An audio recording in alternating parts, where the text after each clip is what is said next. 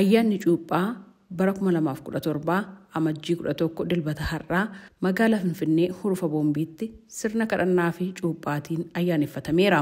Sirnicha kan jalqabsiisan Paatriyaarkii mana amantaa Ortodoksii Itoophiyaa Qulqulluu Abuune Maatiyaasdha.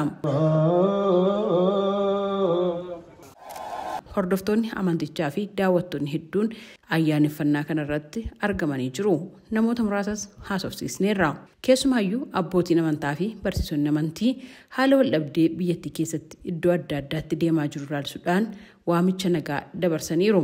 Maqaan koo Barsiisaa Yiqirbaa Indaaleen jedhama. Biyyi kan hundumaa waliin keessa jiraannu waan ta'eedhaaf biyya keenya waliin taanee eeguun isa kufe kaasuudhaan isa dadhabe jajjabeessuudhaan isa waraanaan immoo xinnoo see miidhamee jiru deemnee gargaaruudhaan akka dabarsinu.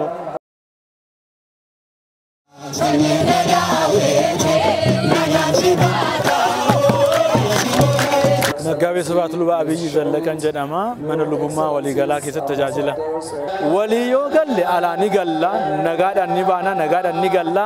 Yoo facaafne facaasa isa sanyii keenya nagaadhaan galfannaa ni haammanna. Yoo dhalle dhala keenya nagaadhaan dhunganna. Yoo kuni hoo nagaan hin jiraanne garuu kun hundumtuu ta'uu hin danda'u waan ta'eef baanii galuudhaaf dhalanii dhungachuudhaaf facaasanii galfachuudhaaf nagaan ni barbaachisa waan ta'eef dhalli namaa hundu nagaadhaan jiraachuu nutis kana dabarsina. Warri qaama nagaa kan ta'anis tasgabbiidhaan mari'achuudhaan tokkummaadhaan biyya kanarratti waliin akka jiraannudha ergaan keenya. Barsiisaa Yiqirbaa Indaalee ayyaanni cuuphaa maaliif akka kabajamu ennaa ibsan. Kabaja ayyaana kanaa kan nuyi kabajnu inni jalqabaa Gooftaan Yesuus Kiristoos guyyaan itti cuuphame waan ta'eedhaaf jechaadha. Gooftaan Yesuus Kiristoos kan inni cuuphame immoo ofii isaatiif mucummaa Waaqayyoo argachuudhaaf osoo hin ta'in haala cuuphaa uummata kiristaanaa barsiisuuf jecha bu'uura isaa bu'uureffachuuf jecha kan inni cuuphame jechaadha. Namoonni har'agaa namoonni Gooftaa Yesuus Kiristoosin amananu kiristaanonni jechaadha guyyaa har'aa eeganii ayyaana cuuphaa kana yaadachaa meemoraayiz gochaatiyyuu kabaju jechaadha. Kana malee waggaadhaan cuuphamuuf miti jechaadha. Ayyaaneffannaa kanarratti erga kan dabarsan Paatriyaarkiin mana amantaa Ortodoksii Itoophiyaa Qulqulluu Abuune Maatiyaas akka jedhanitti meeshaalee wal waraansaa fi ittiin wal fixuuf oolu oomishuuf wal dorgomuun bu'aa hin qabu. Addunyaan dhaabattee akka of ilaaltu akkasumas gara uumaasheetti akka deebituuf gorsina jechuudhaan waamicha nagaa taasisaniiru. Ayyaanicha irratti hirmaachuudhaaf turistoonni biyyoota garaagaraa irraas dhufanii jiru. Namoota ayyaana cuuphaa irratti hirmaachuudhaaf dirree hurufa boombii irra turan keessaa namoota muraasa dubbisneerra.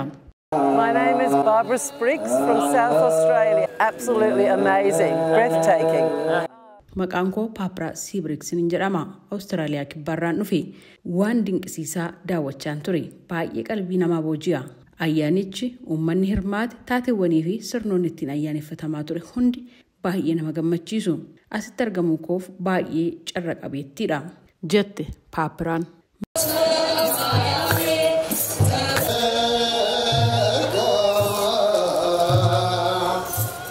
My name is Leon and I'm from the Netherlands. It's amazing, absolutely stunning.